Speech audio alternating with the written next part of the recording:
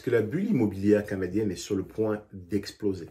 Allons-nous avoir une diminution drastique du prix des propriétés de l'ordre de 30%, comme certains experts l'annoncent et comme ça a été le cas aux États-Unis lors de la crise des subprimes en 2008? Cette question fait suite à des statistiques qui ont été publiées qui montrent qu'entre novembre de l'année dernière et cette année, on a eu une diminution de plus de 30% du volume de vente à l'échelle du Québec.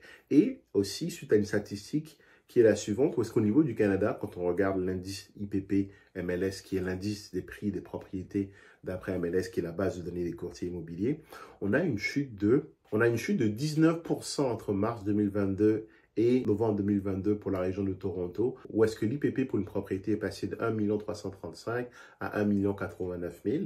Et on a une diminution de 17% à l'échelle du Canada, où est-ce que l'IPP est passé de 868 000 à 726 000. Et à Montréal, une diminution de 10%, où est-ce qu'on est passé de 555 000 à 501 000. Donc, regardons dans le détail ces différentes statistiques et essayons de répondre à cette question pour savoir est-ce qu'on va vraiment avoir une crise immobilière comme cela nous est annoncé. Spoiler alert, dans un premier temps, ces statistiques sont un peu biaisées parce que bien qu'elles annoncent une chute, elles ne reflètent pas totalement la réalité du marché et je vais le démontrer dans les instants qui vont suivre. Premier élément, c'est que le marché immobilier est quelque chose de très saisonnier. C'est-à-dire qu'on parle de 30% effectivement de baisse au niveau du marché immobilier entre mars et novembre de cette année.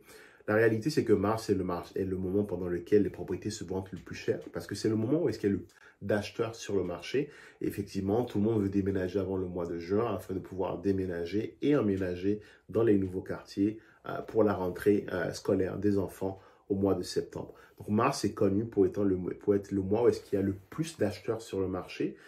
Les gens ont pris le temps et c'est aussi à cause du fait que si on regarde par exemple au Québec, les locataires ont jusqu'au mois de mars pour décider si oui ou non ils veulent rester dans la propriété ou pas. Et c'est justement à cette occasion-là qu'ils se mettent à magasiner et à acheter des nouvelles propriétés.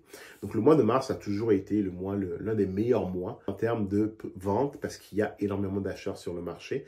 Et comme on le sait tous, les dernières années ont été des marchés où est-ce qu'on a eu très peu de vendeurs, très peu d'inventaire, très peu de propriétés. Et quand on combine ces deux-là, ça tire toujours les prix vers le haut. A contrario, le mois de novembre est toujours un mois un peu plus tranquille. On a l'hiver qui est là, les températures qui sont basses. Et la plupart des gens se disent, il est peut-être temps d'attendre simplement l'année prochaine pour pouvoir commencer à rechercher une propriété. Il y a très peu d'acheteurs sur le marché au mois de novembre, simplement parce que la priorité à quelques jours de Noël n'est pas de rechercher une propriété, mais bien sûr de finir l'année en beauté et donc de prendre des résolutions pour justement l'année prochaine commencer à chercher des propriétés. Et donc, je trouvais que ces statistiques étaient un peu biaisées et qu'elles montraient, elles comparaient des pommes et des oranges, dans le sens où ce qu'il aurait fallu faire, c'est vraiment plutôt comparer le mois de novembre de cette année avec celui de l'année dernière et le mois de mars de cette année avec le mois de mars de l'année dernière. Et on constate bien sûr que malgré la hausse des taux, dont on va parler tout à l'heure, que les prix sont quand même en forte progression. Deuxième élément, c'est aussi qu'on a ce qu'on appelle la prime Covid. Donc, on regarde la statistique qui a été montrée, démontre à quel point effectivement on a eu un boom avant le mois de mars, puis tranquillement on commence à descendre après. Ce boom est aussi dû au fait que les années précédentes, donc on parle de 2021 et 2022, 2021, sont des années un peu où est-ce qu'il y a eu un peu ce qu'on appelle une anomalie. On a eu énormément de personnes sur le marché parce que à cause du confinement, les gens voulaient avoir cette chambre supplémentaire pour en faire un bureau parce que les enfants étaient à la maison et qu'ils avaient besoin de tranquillité. Les gens voulaient avoir justement cet espace extérieur, ce jardin, et sont donc sortis de la ville pour aller acheter cette maison en banlieue ou en province, ceci faisant tirant les prix vers le haut. Donc, et en plus, on a eu des taux d'intérêt qui étaient extrêmement bas, ce qui a vraiment craqué le marché immobilier parce que quand l'argent coûte moins cher, quand les taux sont plus bas, forcément, les gens ont de la facilité à acheter des propriétés et donc les prix montent. Et on a eu une belle explosion sur les 2 dernières années et je pense que ce n'est pas un bon point de référence. Si on veut vraiment réussir à comparer des pommes et des pommes, il faudrait regarder où est-ce qu'on était avant le Covid et où est-ce qu'on est aujourd'hui et ensuite pouvoir en tirer des conclusions par rapport à la direction dans laquelle le marché immobilier va. Les 2 dernières années, surtout quand on considère les biens comme les maisons qui sont des biens très affectifs où est-ce que les gens achètent plus dans une logique de se loger et d'avoir un espace où ils sont confortables, un foyer. Alors, on est rarement dans une logique d'investisseur et effectivement, les prix peuvent facilement s'emballer quand les gens sont soumis à du stress, comme ça a été le cas avec les surenchères, quand les gens sont soumis à du stress parce qu'ils ont les enfants à garder à la maison et qu'ils ont besoin d'espace, et quand les gens tout simplement ont besoin un peu de s'éloigner des centres urbains afin un peu de s'éloigner de la population, de s'éloigner des masses, afin de pouvoir gérer justement des problématiques potentielles de contamination suite au Covid. Et donc, effectivement, cette année-là, c'est quelque chose, 2021-2022 sont des anomalies, et quand on regarde aujourd'hui où est-ce qu'on est, malgré la baisse, malgré effectivement la baisse qu'on a eue les 6 derniers mois, on est quand même encore au-dessus des marchés qu'il y avait avant 2019. Et je précise, la baisse qu'on a eue les 6 derniers mois est quelque chose de normal, qui a lieu chaque année parce que entre mars et novembre, le volume d'acheteurs diminue naturellement sur le marché. Cependant, il y a quand même aussi l'effet des taux. Le troisième point, c'est les taux d'intérêt. Ils ont quand même eu un impact significatif sur le marché immobilier parce qu'on est passé de taux d'intérêt, quand on regarde un taux d'intérêt typique sur du variable entre février 2022 et décembre 2022, on est passé de 1,70 à 6,20%. C'est l'augmentation de plus de 265%. Ça a plus que triplé en l'espace de 10 mois. C'est quelque chose qui n'est jamais arrivé par le passé, tout au moins pas de façon aussi violente. Et quand on regarde les taux fixes, c'est la même chose. Quand on regarde le taux standard fixe sur une hypothèque à un taux fixe entre, par exemple, juillet 2021 et décembre 2022, on est passé de 2,2% à 5,5%. Et c'est une augmentation de plus de 150%. Forcément, cette augmentation de taux va avoir un impact sur le marché. Pourquoi? Parce que le coût de l'argent est plus élevé, donc il y aura moins de gens qui auront les moyens et aussi tout simplement l'envie d'acheter. Quand les taux sont élevés, le coût d'emprunt est plus élevé, la rentabilité est moins intéressante. Et sur une maison, par exemple, les paiements ultimement sont beaucoup plus élevés, ce qui refroidit certaines personnes ou tout simplement les fait sortir du marché. Je le montre. Donc, par exemple, si on regarde un paiement mensuel de 2 500 $ par mois, avec un taux d'intérêt de 0%, ce qui n'existe pas, on s'entend, qu'une famille pourrait aller chercher une hypothèque jusqu'à 750 000. Lorsque ce taux passe à 1%, cette hypothèque baisse de 85 000 pour atteindre 665 000. Quand il passe à 3%, le montant empruntable baisse et descend à 530 000. Et quand il passe à 6%, comme c'est le cas actuellement, le montant empruntable baisse et tombe jusqu'à 390 000. On s'entend, un taux de 0%, ce n'est pas quelque chose qui existe. Un taux de 1%, comme on l'a eu sur les dernières années, entre 1 et 2%, plus 1,5%, c'était une anomalie. Donc, je ne pense pas que c'est un bon point de référence de se dire que les taux étaient à 2%, maintenant on est à 6%, et donc on passe de 590 000 à 390 000, ce qui est ultimement une perte de 200 000 sur la capacité d'emprunt d'un ménage. Ce qui est important de regarder, c'est un peu de regarder où est-ce que le taux a toujours été un peu de façon moyenne, on tournait autour de 3 et 4. Donc, quand on passe, ultimement, la réalité, c'est qu'en passant de 3, par exemple, à 6, oui, la famille qui voulait s'acheter une propriété avec un prêt de 530 000 ne pourra plus que acheter une propriété avec un prêt de 390 000. Ce que ça va avoir comme impact, c'est qu'ils vont devoir baisser leurs exigences et aller acheter quelque chose d'un peu moins cher. Et oui, ça va tirer le marché un peu vers le bas parce que c'est un marché qui est régi par l'offre et la demande. Plus les taux sont élevés, moins il y a d'acheteurs, si la demande reste identique, les prix sont censés baisser. Cependant, c'est là où est-ce que je vais apporter un bémol. La demande n'est pas en train de rester identique. 2021 était une année record où est-ce qu'on avait près de 400 000 résidents qui ont été accueillis au Canada. Puis 2022, c'est la même chose. On parle près d'un demi-million à nouveau d'année record. Et si on regarde par exemple à l'échelle du Québec où je vis, on parle en général de 20%. Donc on a eu 100 000 personnes en plus qui sont arrivées dans la province.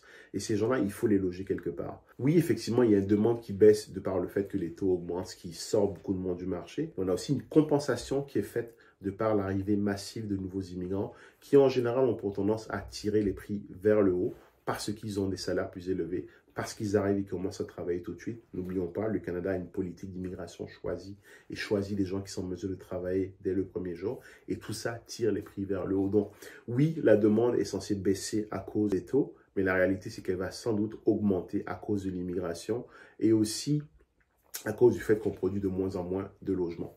Je reviens tout à l'heure aussi par rapport à ce que j'ai dit sur l'offre. L'offre n'est pas en train d'augmenter. Il y a des statistiques récemment qui montraient qu'on manquait cruellement de logements, que ce soit au niveau canadien ou au niveau du Québec. Et en plus, on a eu un ralentissement au niveau de la construction sur les derniers mois à cause de l'augmentation des taux, ce qui va faire qu'on va avoir moins d'offres sur le marché, une demande identique, voire qui augmente, ça va tirer, à mon sens, les prix vers le haut, mais ils vont stagner, mais ils vont sans doute pas se casser la gueule comme beaucoup de gens nous l'annoncent. Dernier point aussi, c'est qu'on a quand même une économie, un marché hypothécaire qui est très robuste au Canada, contrairement aux États-Unis où est-ce qu'il y a eu beaucoup ce qu'on appelle des no paper loans, des prêts qui ont été faits sans aucune vérification, sans aucun document à des gens qui n'avaient peut-être pas forcément les moyens de supporter ce genre de prêts.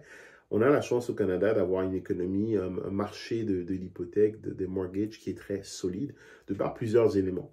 Premièrement, on a ce qu'on appelle les stress tests. Quelqu'un aujourd'hui ne peut pas avoir une hypothèque. Si les taux, par exemple, sont à 4%, la banque va le qualifier avec un taux de 6%. On appelle ça un stress test.